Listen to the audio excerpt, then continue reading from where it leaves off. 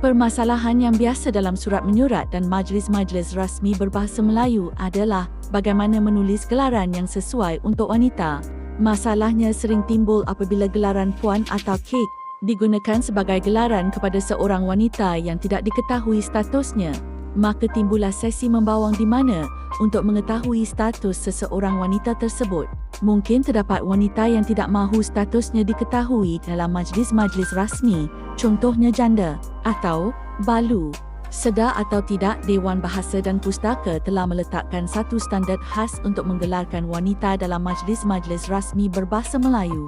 Dalam Kamus Dewan edisi keempat, panggilan puan atau puan-puan merujuk kepada sapaan kepada sekalian orang perempuan yang hadir dalam sesuatu majlis.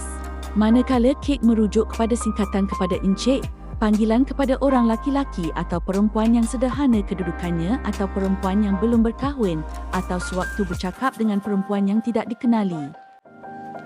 Jadi dari Kamus Dewan, dapat kita perhatikan penggunaan gelaran puan lebih sesuai untuk majlis-majlis rasmi ini termasuklah surat menyurat tanpa mengira status.